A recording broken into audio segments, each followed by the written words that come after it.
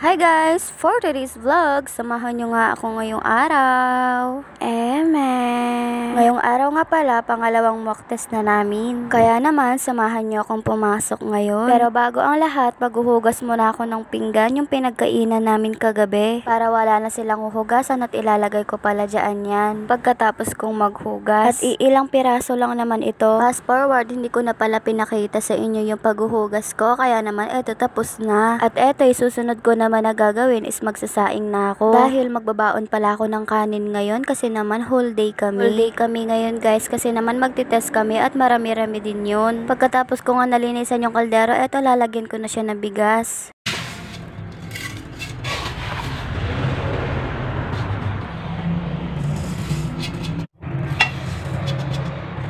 At para mahugasan ko na rin siya. 2.5 lang pala yung sinaing ko kasi ilan lang naman kami ditong kakain. Pero ako magbabaon ako at konti lang naman yung kinakain ko. At konti lang din naman yung kukunin kong kanin. Kaya naman sakto lang yung sinaing ko. At eto magpapaupoy muna ako dito sa kalan at mamaya ko nahuhugasan yung kanin at baka kasi mababad. Sandali lang naman itong pagpapaapoy dito sa kalan.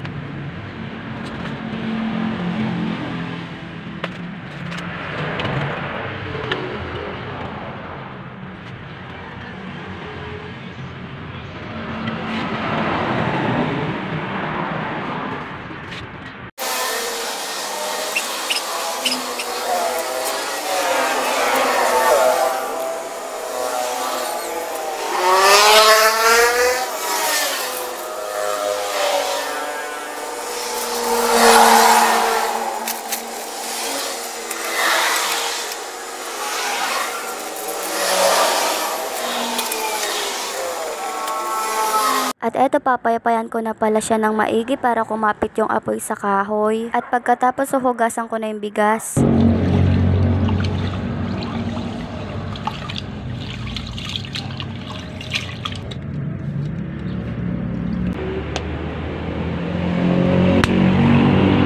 Pagkatapos ko palang hinugasan ng 2 beses yung bigas, sinalang ko na at eto maliligo na pala ako. Dito na lang pala ako maliligo sa CR.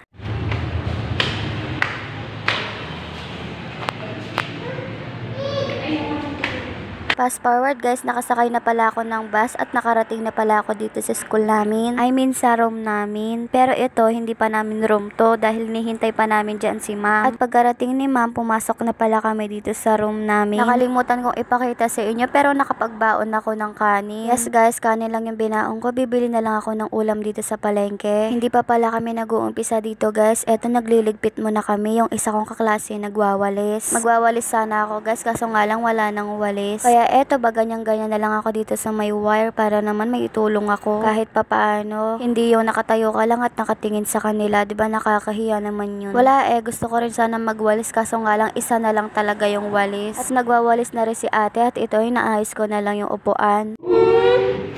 Sa mga oras pala neto, lunchtime pala namin at tapos na rin akong kumain.